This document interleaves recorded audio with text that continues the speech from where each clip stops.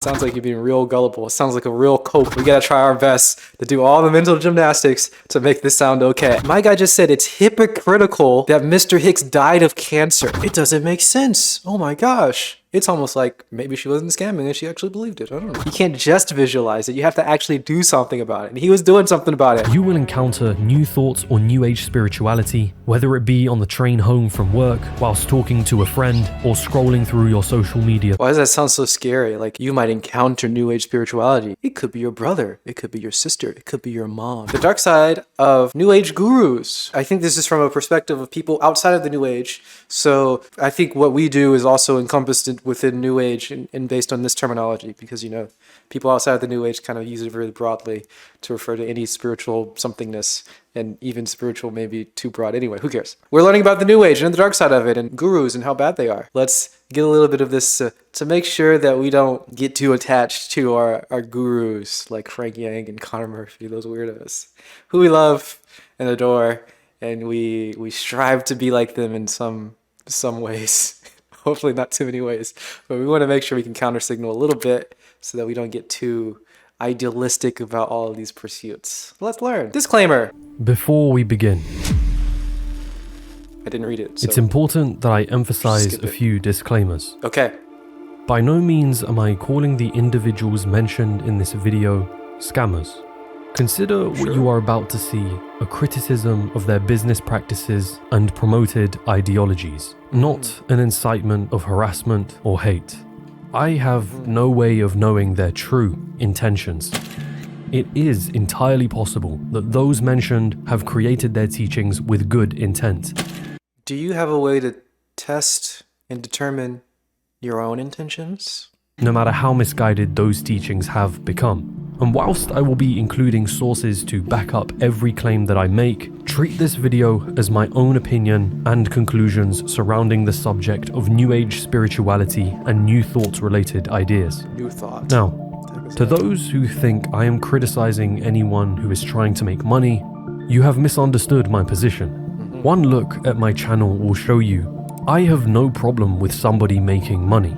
However, I do take issue with the context surrounding how they make their money. A lot of people actually were in my group were attending the events, the courses, in a hope to make money so that they could feed their family, but unfortunately they have lost it. So New Age spirituality has seen incredible growth in the mainstream, having a huge influence on the self-help industry thanks to figures like Napoleon Hill, Rhonda Byrne, and others who I will be discussing further. But what seemingly goes unnoticed is the booming business behind it that I think does more harm than good. When you recognize your vibrational frequency, you're drawing into yourself all the time, literally, the vibration that is most like what you're putting out. Right. There was a woman who had cancer Oprah's awakened? who refused medical treatment because she believed in the secret. In this video, we'll take a look at some of its most influential. What the heck does the secret have to do with medical treatment? Well, that's a new one to me. You like have the vibrations, you think of the vibrations to have good health, but not the vibrations of doctors for some reason. Very restrictive vibration. Figures, its roots, and how it is fundamentally built from a flawed and dangerous disregard for reality. Okay. Now, it would be impossible for me to cover the entirety of the New Thought movement in just one video. So bear in mind that New Thought, he said this a second time. Is this a term that people use? New Thoughts. New Thought movement. Oh my goodness. The higher thought movement. Oh wow. Spiritual movement. Spiritual movement in which coalesced in the United States in the 19th century. New Thought preceded by ancient thought. Okay, accumulation of ancient wisdom. Oh, from a variety of religions. Greek, Roman, Egyptian, China, Tao, Veda, Hindu, Muslim, Buddha, whatever. Related belief systems, primarily regarding interaction between thought, belief, consciousness, and the human mind, and the effects within, beyond, beyond. Wow. Although there have been many leaders in various offshoots of the New Thought philosophy, the origins of New Thought have been gone back to this guy, Quimbley. Phineas Quimbley. What a name. Modern, contemporary person. Phineas Quimbley. Or as far back as Franz Mesmer. Man, names just date so easily. Many of these groups are incorporated with the International New Thought Alliance, Contemporary New Thought Movement, loosely allied group, religious, okay, blah, blah, blah. All right, well, It's a thing. Maybe we'll learn about it at some other point. There will be influential figures in this industry that I fail to mention or decide to cut. However, I want you to take notice of the patterns. From multi-level marketing, to scammers, to self-help, to pseudoscience, to subtle deception. I'll aim to demonstrate why I think New Age spirituality has inherently allowed itself to become the perfect grift. Grift. The grift. Okay.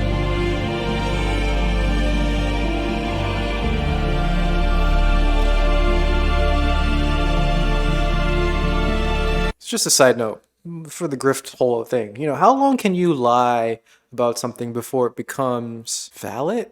I'm not sure how to refer to this. If you pretend to be a spiritual guru for like 10 years, at some point you're a spiritual guru, right?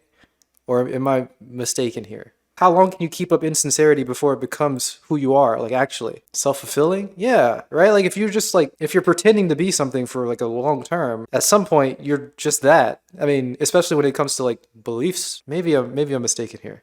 But if you pretend to believe something for a very long time, you kind of just believe it at some point. Functionally, there's no difference between a person who's believing it and who's pretending to believe it, right? At some point, I guess it depends on certain beliefs, I suppose. So maybe there's a difference that we can be parsed out here. What about people who do with double lives? If you're just a guru 3 hours a day, yeah. I mean, if you're a part-time guru, man, you believe it, right? While you're the part-time guru, you believe it during that time frame. We'll say during that time you believe it. Is that the case? Maybe not. Maybe I'm being a little weird by pointing it out and saying it in this way.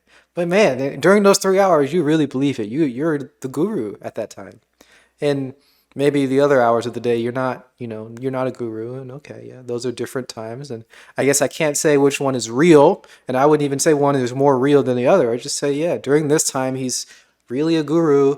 During this other time, they're not gurus. I don't know. Let's learn more before I criticize or try to break down. I don't know what I'm even saying here. But it seems kind of weird if you can just pretend to believe something for so long. You just believe it at some point, right? 2006, what happened then? Hey, how's everybody doing today? Hey, Ellen? Me too. All What's right, up? here's what I want to talk about today. Working in an office.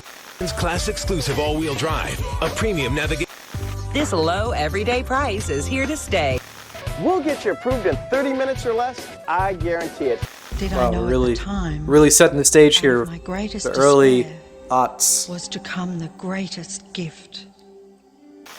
I couldn't believe all the people who knew this. They were the greatest people in history. I began searching for people alive today who know the secret. You know, this secret gives you everything you want.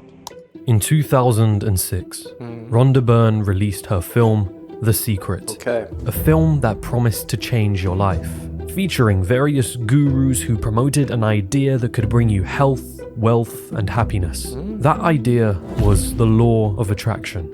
Everything that's coming into your life, you are attracting into your life. And it's attracted to you by virtue of the images you're holding in your mind. It's A film that suggested being overweight came from thinking fat thoughts, or that the only reason I love that. I didn't know that the film says this. I love this so much. If you're fat, you've been thinking too many fat thoughts. I mean, man, I can't disagree with that. I know it's wrong. I know it's wrong on a lot of different levels. But my God, I can't disagree with it. All right. You've been thinking too many fat thoughts. All right. Stop thinking the fat thoughts. You'll stop getting the fat foods and you'll stop being fat. It kind of makes sense. Okay. It only kind of makes sense though. I know it only kind of makes sense, but it kind of makes sense, right? Man, you've been thinking a lot of fat thoughts. I've been thinking about a lot of fat thoughts recently, personally. And my goodness, I mean, it's showing. It's been showing. a person does not have enough money is because they are blocking money from coming to them with their own thoughts. The secret is the law of attraction. It was a feel-good message. The film exceeded $65 million in sales and became something of a cultural phenomenon.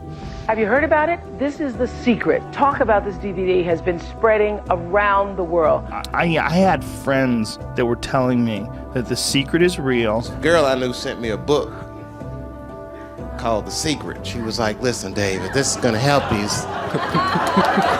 But what you are also witnessing here is the success of another kind. A success at rebranding an idea that had been cultivated for many years before Byrne's film.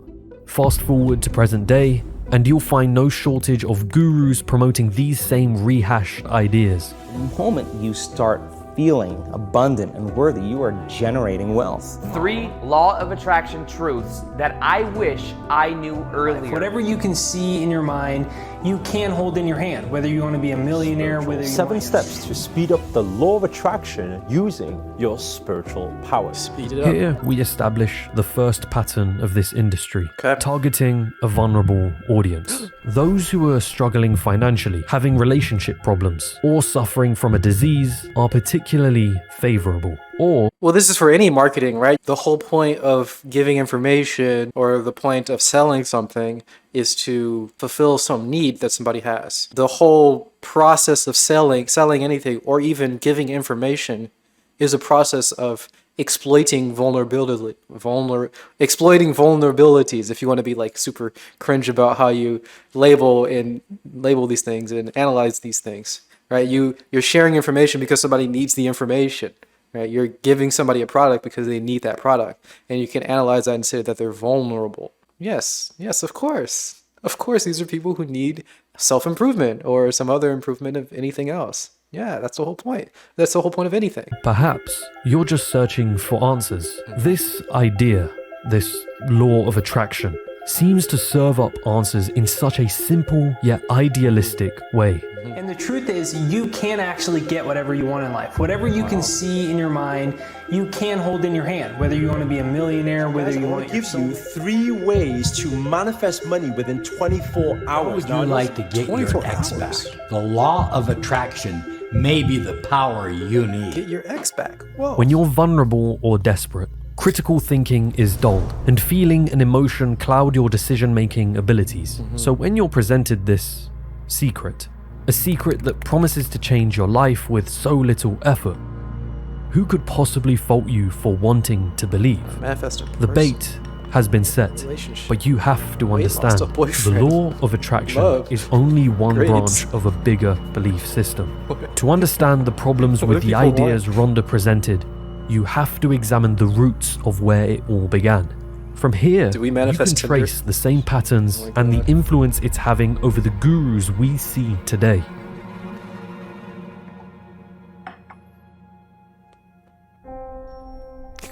The New Thought movement was centered around a few key ideas.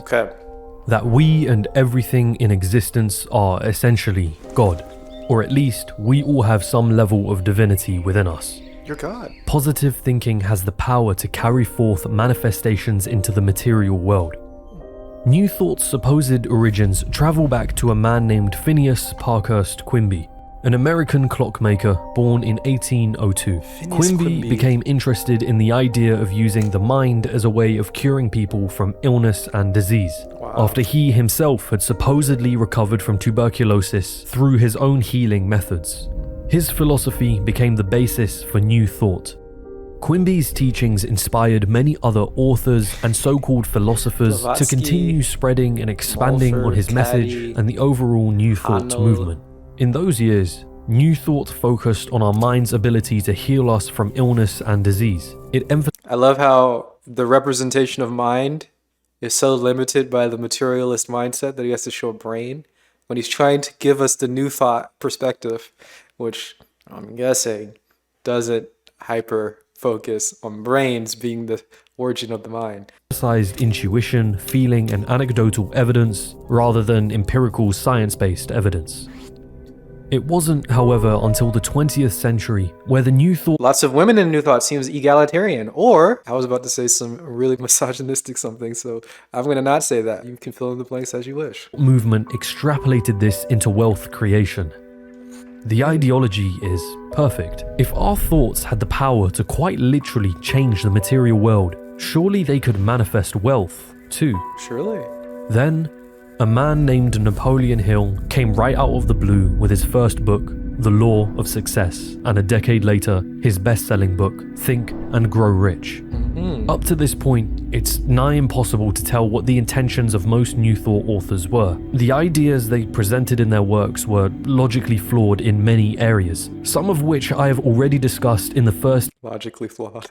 installment of this lot of series, women others of which we will get into soon. But it's when we get to figures like Napoleon Hill that the lines between good intentions and con artistry are blurred. Because how do you visually represent the mind? Man, we gotta look at like lots of spiritual representations of like anything and be very like psychedelic and fractal and other weirdo nonsense. You know how spiritual people are. Brain, probably not the way to go. Not some sort of mechanistic physical process. Any other sort of weird nebulous nonsense. But I mean, obviously the audience for this video is much more materialistic sort of in nature. So it makes sense to put the brain. It makes a lot of sense. Hill had an immense influence over many of the New Thought law of attraction gurus that have come since, having had his works promoted and circulated in countless business and self-help circles. I promise you, if you yourself haven't heard of this book, you know someone who has. But my question to you now is, how much do you really know about Napoleon Hill? Because if we take a dive into Hill's past, we notice that the reputation he's acquired amongst the New Thought movement is not at all what it seems. On the contrary, his true narrative is one of failed businesses, fraud, and grossly exaggerated achievements.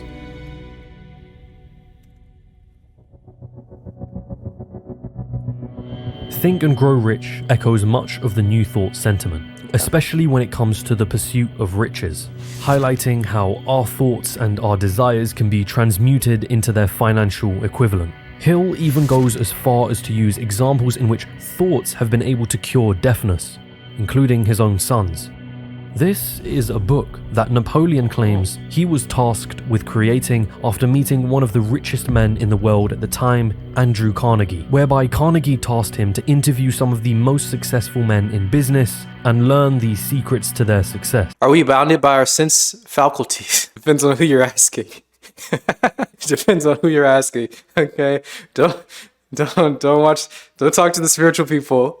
You talk to the spiritual people, you're going to get some weird answers, okay? You're going to get some very strange answers about the limitations of our experiences, if we're even limited to our own experiences. So, depends on who you're asking. I understand what the normal answer would be, but I also understand that it's not the only answer that's possible. But go a little further down that rabbit hole and you'll realize Hill may not be the person he is so commonly portrayed as by his fans or his own works. Wait, what? In 1907, 30 years before the release of Think and Grow Rich, Hill co-founded the Acre Hill Lumber Company in Mobile, Alabama. Only a year later, the Pensacola Journal reported that the company was liable to bankruptcy proceedings and charges of mail fraud. It turns out that Hill had bought lumber from outside of Mobile on credit before selling the lumber at a much lower price in cash. Eventually, creditors and other businesses were catching wind of the fraud, and in September of 1908, Hill was on the run from authorities. Wow. It was around this time that Napoleon Hill claimed he spoke with Andrew Carnegie. But according to Andrew Carnegie's biographer, there was, quote, no evidence of any sort that Carnegie and Hill ever met. In 1909, Hill initiated the Automobile College of Washington, a college that promised students to teach them how to build, chauffeur, and sell motor cars. Only it turns out this college was just a way of getting free labor for building cars and then selling them. The Motor World magazine in April 1912 called Hill's College a scam and a, quote, joke to anyone of average intelligence. My guy is a genius. This dude is a legit scammer. He's just straight up scamming folks. Listing the many insane claims that Hill's College had been making, along with its scheme of paying students $3 a head per any other student they had recruited into the college, much akin to a multi-level marketing scheme we might see today. The college eventually folded in 1912. But Hill wasn't finished trying to make a name for himself. And in 1915, he established a school called the George Washington Institute of Advertising, intending to teach the principles of success and self-confidence. Only 3 years later, 2 warrants had been issued for the arrest of Hill with charges of violating blue sky laws. You see, Hill established the college with a $100,000 capitalization and attempted to sell the shares to investors, primarily his own students, despite the school's assets being worth at best $1,200. Jesus. The school ended not long afterwards. My guy is a scammer. If the technique works, does it matter who the person who espouses it is? On some level, it doesn't matter. on a different level, it does matter. So it could be important information to sort of get the backstory and understand where this person's mindset was when he created this. If he was the one who created this, we're going to have to establish like he's like the literal person who invented this thing. And, you know, maybe he didn't change his mind and maybe he just became a good person when he figured this technique out because it actually worked and, you know, he wasn't scamming people, you know? Just like the Scientology guy, you know, maybe he stopped writing science fiction and he actually discovered Scientology legitimately. You know, it's possible. It could happen, but that's kind of weird, you know. So we want to make sure we get all the information and we can make our own decisions. Maybe it's important that he is this guy, Phineas, whatever, is an actual legit scammer, and we can make a good case for this. Apparently, maybe it's not relevant. We'll see how it all ties up together when he starts actually writing some books about thought. And this only scratches the surface of the other swindles Hill had been involved in. Of course, I understand what the common rebuke here would be. Napoleon Hill's book actually has value, and I myself have taken value from that book. Why should I care if the man himself had a fraudulent past? It might be important. But that's the point, isn't it? If you were a grifter, then for the grift to work, you must be able to provide some crumb of truth. The strategy is simple yet so effective. Gain the trust of your victim by preaching some level of truth, then subtly attach more extreme ideas to that truth until the victim can no longer recognize the difference. New Thought does this constantly. Positive thinking is no longer just a tool solely for better day-to-day well-being. It becomes a powerful force that can literally manifest material results. Health and disease, according to New Thought, can be cured simply through the power of our minds. Consider this. How many people have read and engrossed themselves in the teachings of Napoleon Hill? Hundreds, if not millions of individuals? But how many of them truly managed to achieve the financial success that they initially visualized on being tasked to do so when reading the book? Most, I'd wager, have likely not. Not most. Why is that? Because financial success can't possibly be reduced down to... Because they discovered their true selves and they discovered what they really wanted, which is what they actually already had. They were content being poor and giving money to the people who sold them books. Okay, this is what happened. Okay, this is a true spiritual awakening. This is why you have to kill the Buddha. Actually, yeah, exactly. Yeah, you kill the Buddha because you realize that all of the intentions were not pure from all the lineages and all the lines of thought from all these other spiritual teachers. Everything that you learned was tainted from other people, so you have to learn it for yourself. Yeah, it's kind of important, right? But also. Sounds like you're being real gullible. It sounds like a real cope. So you can see both sides of that one. Your thinking or your ability to visualize wealth, even taking action, which Hill admittedly does promote in his book, is no guarantee for financial success. Action increases probabilities, but for this to be a law, it must work every time. It's probabilistic, you know. New Thought is fundamentally unfalsifiable. We can't measure thoughts and feelings, nor the supposed vibrations thoughts and feelings have. And that's just the thing, see? The best grift is the one that leaves the grifter blameless. Anyone right now can write a book or sell a program on the law of attraction. They can run ads targeting vulnerable consumers, and best of all, if their teachings don't work, the blame never falls on them. It's always your fault. You didn't believe enough. You weren't thinking positive enough. You had resistance. You weren't patient enough. Now the price of a book doesn't seem daunting. If you only spend a few dollars and glean some value from it, then it seems rather harmless and possibly worth the money. But how would you feel if the price of said book was a figure much higher than just a few dollars? How would you feel about someone promoting a secret or guarantee of success for much larger amounts of money? Napoleon Hill's book has been an inspiration to many as the New Thought movement continues to grow, inspiring much of the self-help industry we're consumed by today, two of which went by the names of Jerry and Esther Hicks. We'd like to Abraham Hicks. Ask Abraham to come and speak to us. Okay, it just takes a few seconds. Okay. I won't move much. Just...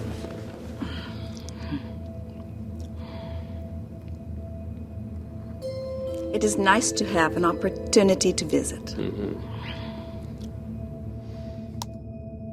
Esther Hicks claims that she can channel an entity, or rather a group of entities known as Abraham Hicks, charging hundreds of dollars for their seminars and workshops. So is this so bad? Okay, maybe a little weird, right? But if you embody another person, let me think about this. I'm not trying to stretch too much here with this sort of explanation of mediumship or whatever she seems to be doing. She's consulting some sort of something that's spirit, she's calling it. Let's assume, because we're rational, smart boys here. She's consulting one of her feelings. She's consulting her own professional feelings.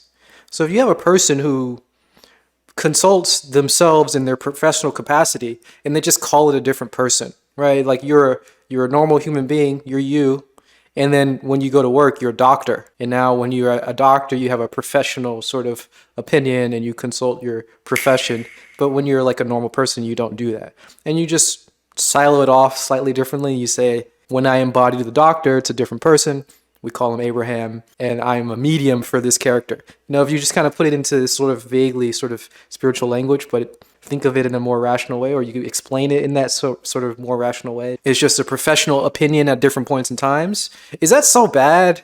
Like, what's so bad? What's so harmful about this? I mean, we'll get into what's harmful about it, but on its face, without the extension of the negative things that we're going to definitely hear about, is it so bad for this person, Esther, to call her professional opinions the opinion of some spirit named Abraham? Is that really so bad? I don't know. Maybe I'm being too charitable here, but I don't know. I don't think that's such a bad thing, right? You're a doctor, and you say you're a doctor when you're a doctor, but you're not a doctor when you're at home. You're at home when you're at home. You're a normal, you're a husband or you're whatever when you're at home. You're a different person. You take different roles in different activities, and this seems very similar. It's just kind of caked around with spiritual language on top of it, which doesn't seem so bad to me. Now you want to embody an entity just called the doctor. Yeah, exactly. Just be the doctor. You could do it, right? You could embody these different entities. When you go to work, you're a whole different person. Has anybody ever done like service jobs or something like that? You're a nice person and you're smiling to people. You're so welcoming, but that's not you. You're embodying a waitress or whatever it is that you're doing, right? You're just a whole different person. It can be fun when she writes a novel because she feels like it's another person, but when she's giving professional advice or like life advice, I'm thinking that's the turn, right? When she's giving life advice, something's different. It is a little different. I think I understand the sentiment and I think I can agree with it mostly. But then like, is it bad to be a life coach? Like if you're just a normal life coach, is it the same or is it bad? I don't know. Now being an IT guy, things are looking up. Yeah, see, like Infinity Hug was embodying a bartender and you were just a whole different person at that point and you hated it yourself. You hated it because you had to be a nice bar, like welcoming to everybody. You have to like be super nice to these people who are indignant. I don't know. I've never been to a bar before, but you know, I guess people get, crazy and stuff and it's weird. But you have to embody this nice bartender kind of character. Now you're an IT guy, and you have to embody this intelligent guy who can solve problems. I don't know what you do with your IT stuff, but it's a different character, and you can recognize that these are like embodying different entities, almost, like in some sense, right? Just be loose with the language here. Anyway, let's hear how bad it is. We started with the defense. We're going to hear how bad it is, and then we're going to take back the defense. Okay, that's the strategy that we're going with today. Good morning. Good morning. Members of the audience are invited forward to pose a question to Esther, or more specifically, the Abraham entity she is supposedly channeling. Hi, it's nice to see you again. Thank you again. And thank you to Esther. We need a vacation from sits ourselves. At the side somewhere, taking notes, perhaps for their next book. Hey, disciple, what's up? In this book that is coming, there are 33 examples of all kinds of things that might happen in someone's life. And each of these examples... Both Esther and Jerry have authored countless books many books. promoting the teachings of this Abraham entity, which are structured like a conversation between Jerry and Abraham, with the latter giving answers to life's most asked questions.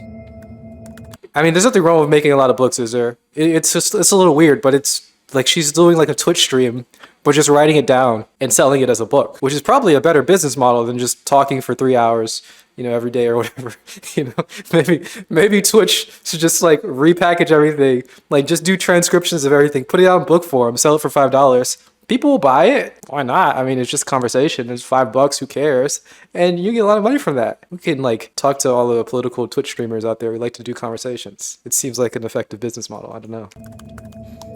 Esther goes as far as claiming on her site that this is the original source material for the current law of attraction. In fact, many in the law of attraction community suggest that Rhonda Byrne's film, The Secret, was just a watered-down version of Hicks's teachings. Oh, wow. And it's precisely because of Esther's reputation as the most authentic one out of the two that I think it's worth discussing her. Because upon closer inspection, we see that much of Hicks's teachings are exactly what we've come to understand from New Thought. I'm the true teacher. I don't actually have to know whether or not Esther really is channeling an entity for me to be extremely skeptical of her work. The contradictions and problematic teachings speak far more to her legitimacy than any claims of channeling. In Esther's book, The Law of Attraction, one such problematic teaching centers around the idea that a victim of a robbery is a co-creator of the violence inflicted upon them. Jerry states, I can understand robbers being attracted to those they're robbing, but it's difficult to see innocent victims attracting the robbery, or the person being discriminated against attracting the prejudice.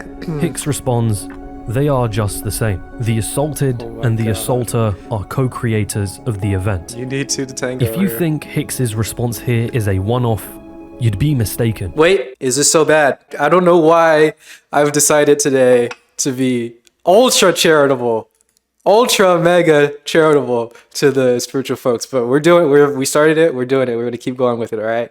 Okay, we're getting ready to try to make this sound good, all right? In some way, we gotta try our best to do all the mental gymnastics to make this sound okay. Okay, it does take two to tango, right? If you get something stolen from you, you have to have something to be stolen from, okay? It's important. First thing to say, you have to do that first. But this does not necessarily mean that we're doing any victim blaming, okay? We're not doing that sort of thing. But there's a causal chain, right? There's a causal chain, and there's the one that's responsible in the most colloquial sense is the person committing the crime, right? But the person who is like being assaulted or victimized is a part of the causal link too. And there are cases where we would say there are things that you can do as a potential victim to potentially not be a victim, right? Lock your door. Why do you lock your door? If you didn't lock your door, somebody could just walk in and steal your stuff. Does that mean that you're responsible for it? No, you're not responsible for it. It's not your responsibility, okay? But you could lock your door. Lock your door. If you don't lock your door, that is you are part of the causal chain, okay? You're a part of you're making it easier for other people to do it. You're making it easier for other people to come in and steal your stuff. So lock your door. Not saying that you are responsible whether you lock your door or not. Just saying there are some things that you could do in order to not get stolen from. Like, this is like fine things. You can say this advice can be given to lots of people. Now, I think it's important to make a distinction between the type of advice that you give to an individual person and the type of advice that you give to like the society at large, right? Because you want to, when you're talking to society, the society is responsible for these sort of systemic issues. And when you're talking to the individual, you don't want to make it seem like the individual is responsible. The individual is not responsible. However, the individual could do some things to make it better, to make life a little bit easier, right? And you kind of want to point that out. You don't want to make the individual be neglectful and just leave their doors open, right? So if we're being very charitable, this is what Abraham is saying. If we're being extremely ultra omega charitable, and it's not a dismissal of the collective responsibility, it's not a dismissal of the societal systemic problems, but it's an empowerment of the individual within the causal link of any particular horrible events. I feel okay about that one, okay? She emphasizes this point numerous times. Take a moment to truly consider the level of victim blaming and lack of accountability that such a position would lead to. Or instead of a robbery, imagine victim blaming and lack of accountability. This is empowering, man. It's empowering to some people in certain perspectives. It's empowering. A child born into poverty Everything is who relative. starves to death before the age of 5. According to Hicks's teachings, these children were co-creators of their fate. And this isn't a belief shared just by Hicks alone. This is a fundamental premise in all of New Thought. Okay, when you bring up awkward situations like child poverty, okay, he didn't get crypto though, all right, exactly, okay. Starving children didn't invest in Dogecoin, okay. Who's really to blame here? Okay, there are some things he could have done. Okay, when you put it, there are some awkward situations where, all right, it doesn't fit. Some awkward situations where it doesn't fit. However, that doesn't mean that it's always incorrect to apply this sort of understanding that it takes two to make this sort of horrible event happen. Okay, it takes two to tango here. All right, it's important to empower. This is empowerment. You're empowering the victim to understand that there are some things that the victim could do to no longer be victimized in the future. Empowerment. By this logic, we can say that the perpetrators of countless crimes shouldn't be held accountable. After all, they are just the product of their victims' vibrational frequency. Ooh. So he's making this extension. If Abraham Hicks makes this extension, that's very strange, very awkward. Puts me in a weird position to try to keep defending her. I would at that point I would have to stop because that's really bizarre. But I don't think that this is a natural extension. I don't think that this is a necessary extension of what the claim is that both people have to be a part. Like, I don't think that's a natural extension here. Just because you didn't lock your doors doesn't mean that the robber is not responsible. You still lock up the robber, you still catch him and you throw him in jail, right? You still do the things that are necessary because they're still the responsible party. However, you should lock your doors also, right? You should also lock your doors. But it doesn't mean that just because your vibrational energies are causing or a part of the causal chain of you getting robbed, it doesn't mean that the perpetrator is now innocent. I don't think that is at all what is being implied. Any rational person can see the danger of this thinking. But as we've come to learn, for the preacher of such ideas, this logic is perfect. Because all who complain that they haven't been able to manifest health, wealth, abundance, or whatever dream we've sold them on, we can tell these people that it isn't the fault of our belief system that they didn't get what they wanted. It is in fact their fault. And as we peddle more of our workshops, write more of our books, we have an excuse each and every time someone attempts to challenge our ideas. Teal, hey! It's your fault, apparently, if your manifestation doesn't work. So, what we notice as we look into the medical profession today, we see doctors and scientists literally scaring people to death with their pronouncements of diseases that are incurable, when we know that there is not any disease that is incurable. No disease is incurable. Jocko Willink is talking about absolute responsibility. Yeah, man, take responsibility for everything. Is sort of even like a basic reading of karma is kind of taking responsibility for everything because you caused the karma beforehand, or any other like notion of like yourself being like the whole universe. Then you take responsibility of everything, and it's like, yeah, it's a helpful mindset if it's empowering. But it's not always empowering. Some people think, they start feeling guilty and all that stuff. And okay, all right, don't take responsibility. Okay, give the responsibility to other people. All right, don't feel bad about responsibility. We got to learn how to take responsibility without feeling guilty, and then we can bring the responsibility thing back. So it's a sort of a balancing sort of thing. It's a nuanced thing. It's good to feel responsible for all things, total, absolute responsibility. But it's very easy to corrupt that and then start feeling guilty and shame and so on and so forth, and then be paralyzed and not be able to do anything, which is bad. So we don't want that. You can get to where you want to be from wherever you are if you will point in the direction that you want to go and continue to move in that direction. Go on. Esther Hicks, as we've already discovered with others in the New Thought movement, makes the claim that our thoughts and feelings, or our vibrational frequencies, can cure us of any disease. It seems odd then, or rather hypocritical, that her husband Jerry himself passed away from cancer in 2011. But this hypocrisy is... What? So, I mean, like, okay. I'm being very kind of like, I'm being a little heartless as we're watching I'm laughing at like childhood poverty and other nonsense, right? I'm being kind of, I'm being a little bit weird. I understand that. But my guy just said it's hypocritical that Mr. Hicks died of cancer. That is not appropriate to say, right? Am I wrong here? That's not appropriate.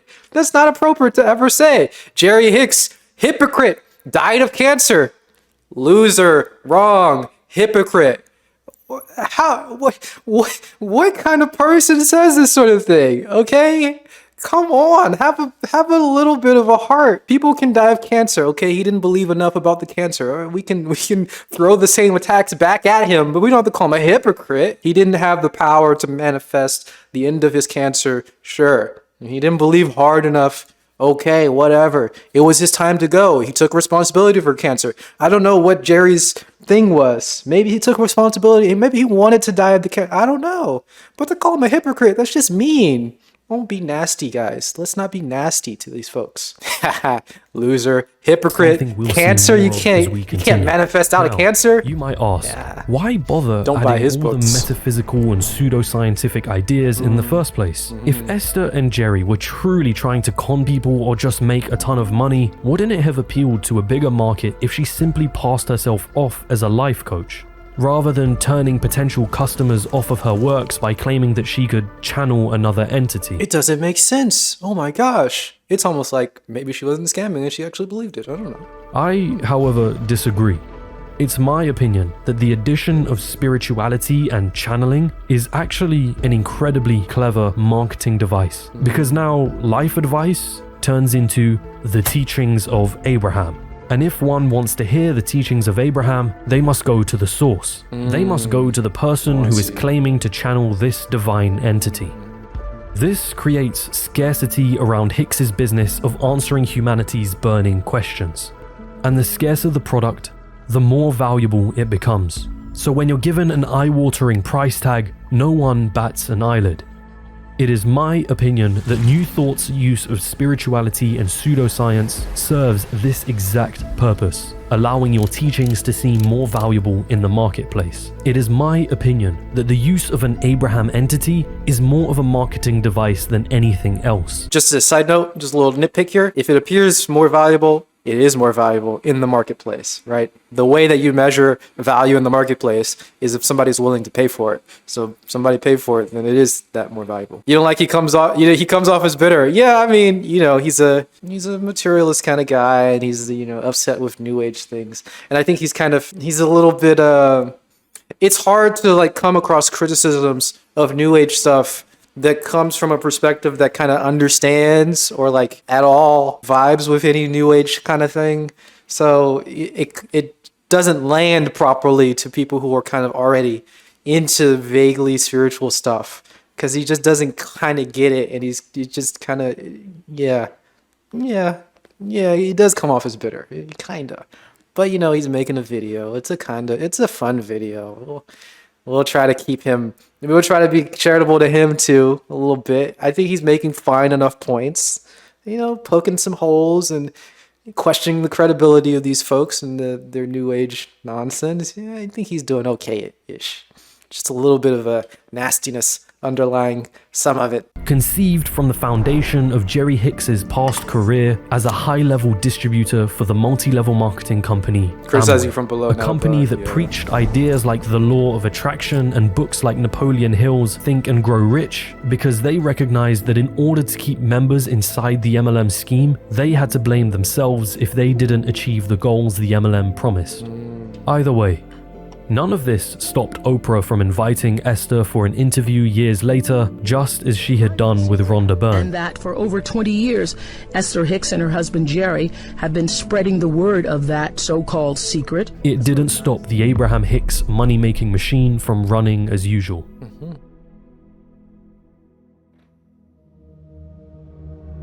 The Secret, just like Esther and Jerry's works, were repackaged ideas from the same root.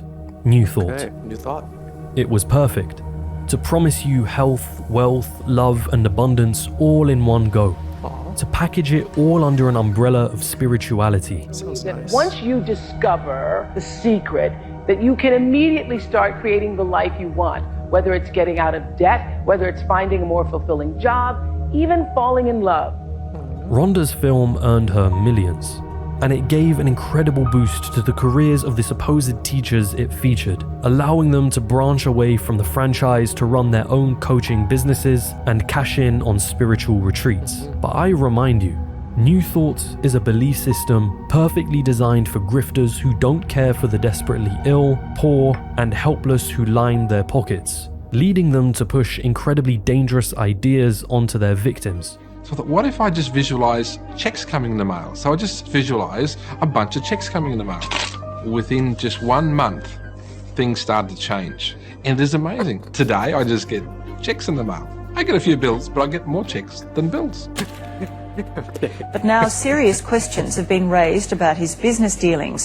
In this exclusive investigation, Ben Fordham has found investors left high and dry and demanding justice. I love it. He was envisioning checks in the mail, but he was doing more than just envisioning it. He was actually behind the scenes scamming people, right? He was doing something active, right? This is a great teaching. You can't just visualize it. You have to actually do something about it. And he was doing something about it. My guy was really doing something about it. Kind of nefarious, a little scammy, probably illegal. But he was doing something. You can't just visualize. You have to do something too. Former student of Shermer's who spent $30,000 to learn about the stock market. Part of the funds were supposed to be put into a trading fund, and David would then trade those funds on the futures stock market. What happened to that fund? Well, we don't know.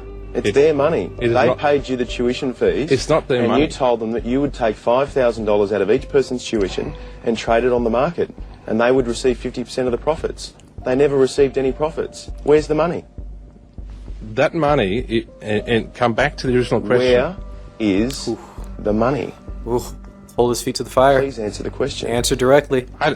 The money, and as someone asked me recently the same question. Where is the money, David? Well, please answer the question. David. Where is the money? Where is the money? You tell me. You tell me. Permanently banned from providing any financial advice. However, he still continues to teach the law of attraction in other countries, so he can't do that. How do I attract Joe?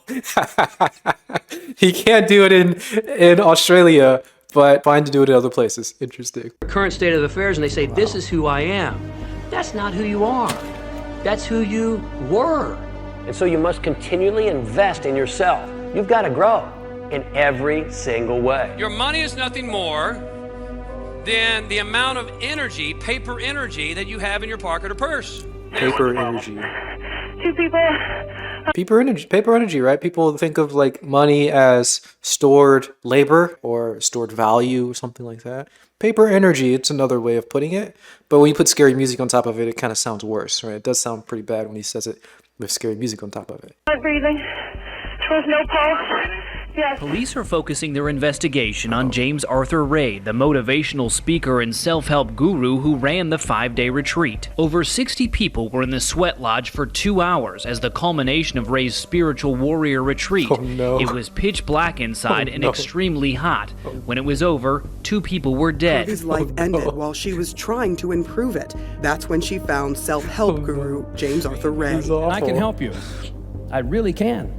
The motivational speaker had already built a multi-million-dollar business, launched by the popular movie The Secret. He just wouldn't stop. One of the highest-level workshops, a retreat, which cost her her life. Sweat lodges, guys. I mean, I don't know anything about these weird spiritual practices and weird breathing techniques, sweat lodges, anything extreme.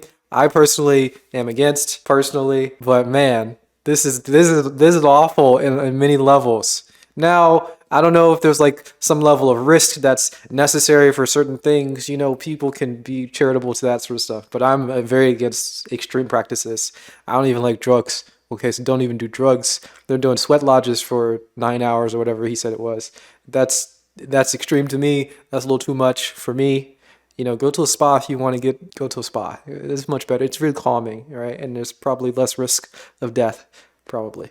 Savings, $10,000. Do find the defendant, James Arthur Ray, on the offense of negligent homicide as a result of the death of Kirby Brown as follows: guilty.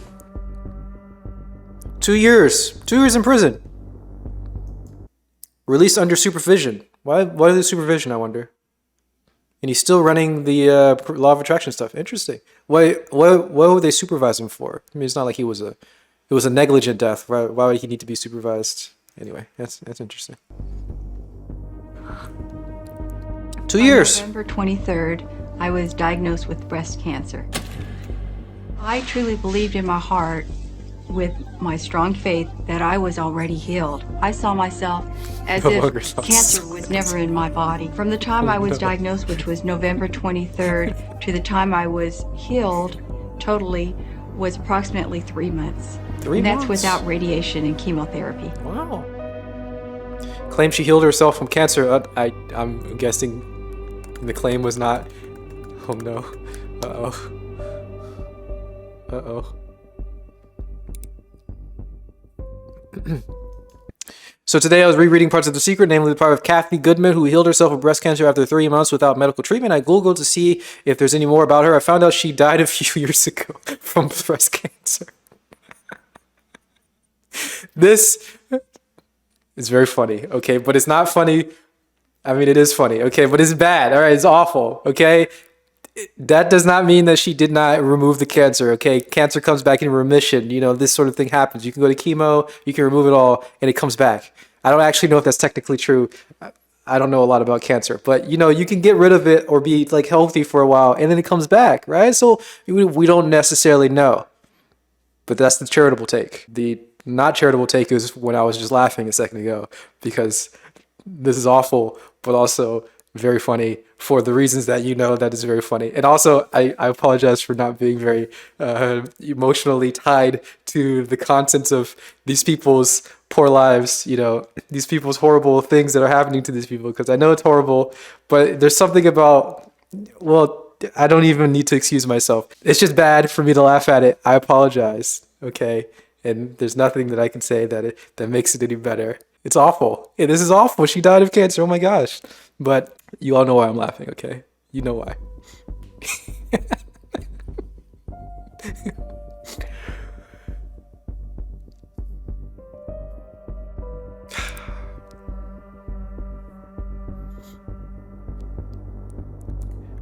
Recently, Goodman's resilience and positivity have helped her rebound from the grief of losing his second wife. Okay, wow, he lost his wife, Kathy, to breast cancer. Wow, 4 years ago, he comforted a deep Christian faith in his new adage by his new hero, Napoleon Hill. Every adversity, every failure, every heartache carries with a seed of equal or greater benefit. Wow, wow, and now he's a real believer because he's been tested. Wow, oh my goodness. Okay. So even after his wife dies, he still believes. Wow. I don't know how I feel about this long segment of like silence where I have to read it in my own voice, right? It's a very good rhetorical tactic, right? Because you have to read the information with your own voice. I'm actually speaking it out loud too. It makes it even better, right? To make it land, because it's you who are saying it, you know? I like the rhetorical tactic, but it's making me a little uncomfortable with how long the silence is. It's been like 3 minutes of just like scary music, silence, text on screen. Really like a very strong contrast to what was before in the video. It's a good technique. I like it, but it's making me uncomfortable. The Secret makes various unsubstantiated claims about our mind's ability to cure illnesses and diseases. Doctors do that very good. You don't need to use your mind powers for it. Many of these claims come from unqualified individuals or from supposed doctors who have later passed away from illness. Okay.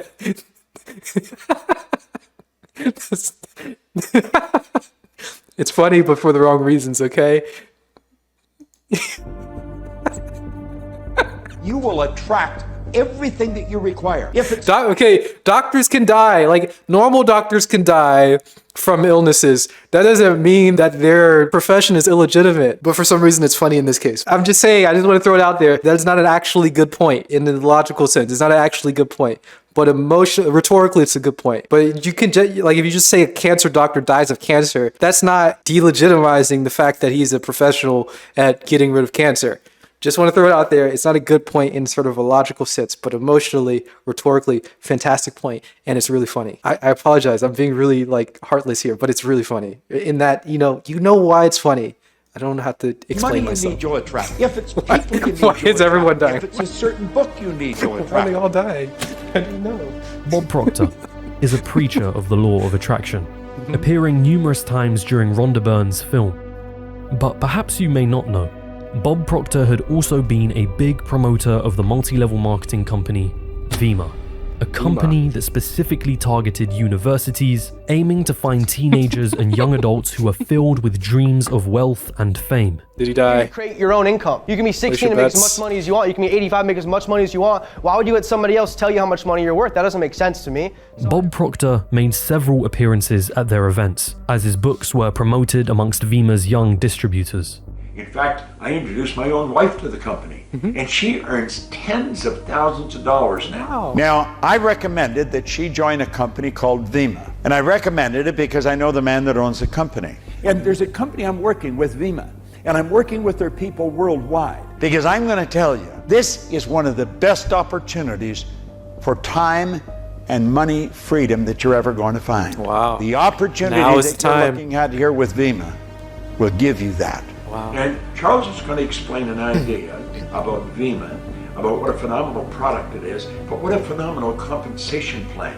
Now, I've got a reputation that is worldwide. I wouldn't do anything to stain or do hurt my reputation. In 2015, the company was shut down for essentially being a pyramid scheme. It's very strange. Alex Morton, one of the I would never do anything that hurt my own reputation. And I want you to know that. I'm an honest person. And I just want to make sure that we all highlight this and underline it and clarify that I'm honest and I would never do anything to hurt that honesty. Buy my book. Subscribe to Twitch Prime. getheads for Vima later went on to promoting a similar multi-level marketing scheme. My name is Alex Morton, and I'm the Executive Vice President of iMarkets Live. Okay. Now, who else do you think promotes iMarkets Live, attending and speaking at their conferences? Oh no. Is it him? Is it Bill? Mr. Bob Proctor. Bob Proctor. I believe that's the goal of all thinking people that join the I Am Academy. Super honest, guys. There's such a phenomenal opportunity here. But of course, this is no issue to Bob Proctor, as he can continue promoting these schemes whilst charging for his own self-help courses and programs. You are all, and I am, God's highest form of creation. No one can guess what you and I are capable of doing. God's highest creation.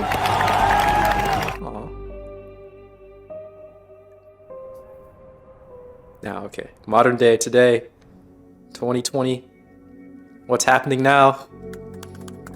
Attention for all of you wondering. The simplest way pulls up my stream. Sum up the law of attraction. Get rich using the law of attraction. On the 17-second manifestation. You expand your awareness. 17 law seconds. of attraction and manifesting hacks. So it's just one payment of $399 or 3 installments of $149. How to manifest a text $399, Jesus. from a specific person. And how to manifest your significant other. Manifesting help for the people in our lives. You want to manifest anything you want into your life. Be that ask for a video on how to manifest someone. TikTok manifestation. Your twin flame. Money, scarcity, manifestation. Where's Leo? We need Leo. To some, it'll be nothing but a passing fad. To others, in a more vulnerable and desperate situation, it'll be their last perceived lifeline. A ticket to escaping debt, a ticket to repairing relationships, a ticket to curing themselves of a disease. And we'll see the same pattern repeat itself again and again of those searching for miracles and those selling them. Look at that smile. Because I know I was absolutely broken. It's the only way I can put it into words. I was broken because of my experience. How much money did you lose in your experience? Sorry. All in all, so the cost of £10,000. I know, it's sick. And as a single parent, that's got to be devastating. Devastating is a bit of an understatement. Oh, wow. What is the law of attraction or new thought when you realize that positive thinking, visualizations, meditation, affirmations are all tools that exist separately from this belief system? When we strip away all these tools from new thought, then perhaps you'll see it in a truer light.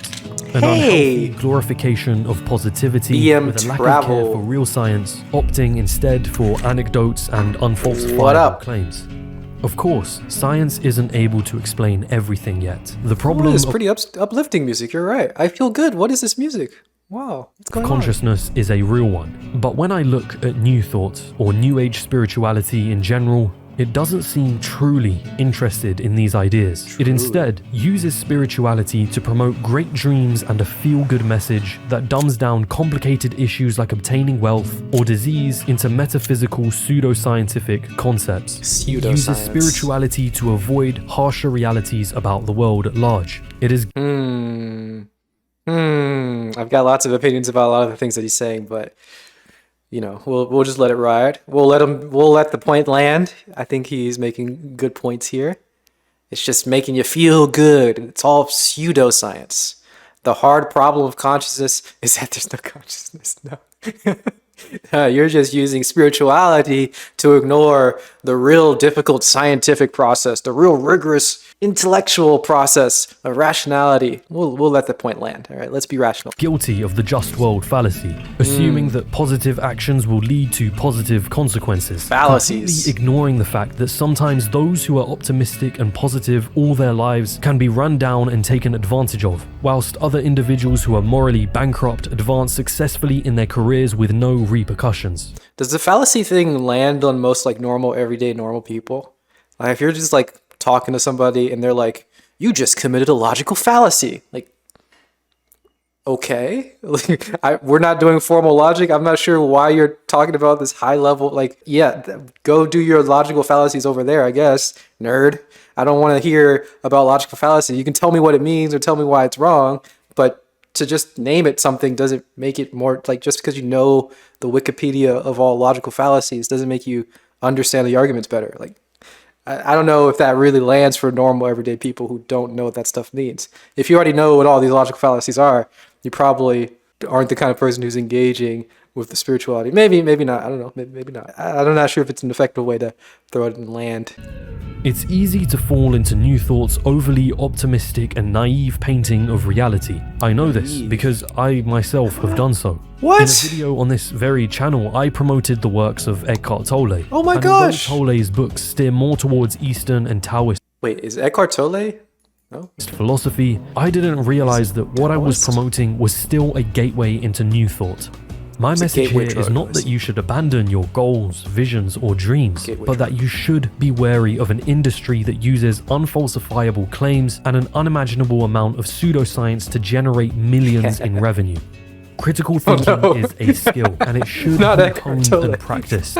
From looking at the New Thought movement's tendency to attract those who have questionable intentions, to its incredibly harmful claims about health and medicine, and its constant habit of victim blaming, it should be met with extreme scrutiny. And a series like this isn't going to stop this ever-growing industry. But my hope is that it gets you to see another side to this belief system. Wow. Whether you yourself believe in it, or whether you know someone who does. Because at some point, I'm certain, you will encounter New Thoughts or New Age spirituality, whether it be on the train home from work, whilst talking to a friend, or scrolling through your social media feed. Why does that sound so scary? Like, you might encounter New Age spirituality. It could be your brother. It could be your sister. It could be your mom.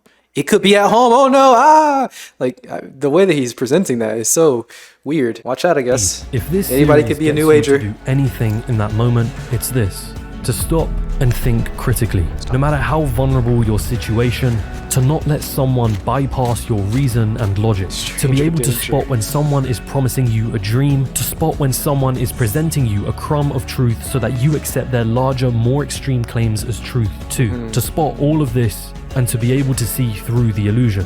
An illusion masquerading as truth, using pseudoscience, spirituality, and a feel-good message as bait. I'm sure there's going to be a lot of heated debates in the comments below, which I look forward to reading. But heated debates. Let's just jump into the comments for a second. Law of attraction. The real law of attraction is the YouTube algorithm. True. The problem with the YouTube algorithm doesn't help those trapped in the New Age spirituality. True. It doesn't seem like heated debate here. Just mostly people agreeing. Type of thing you expect to see on Netflix, but I'm glad it's on YouTube. Yeah, it's a pretty good video. I agree. All right, we learned some things. We got to see the opposite side. All right, we were mostly a spiritual-ish channel Sort of, kind of. It's nice to get the rational perspective. So we understand, we don't want to get too far into it, right? You don't want to go too deep. You don't want to discount rational thought. Not to say that what he's saying overrides spiritual stuff. The spiritual stuff definitely does not override the rational stuff. It's all equal footing here, man. There's no hierarchies here. And we don't want to neglect our rational, normal way of thinking of the world because it's very important. But also you don't want to neglect your sort of spiritual way of feeling through the world because that's also very important. They don't need to conflict. You can develop each of these things independently and choose whichever one's appropriate at whatever particular time. Do you like good energy? Like, comment, and subscribe for more.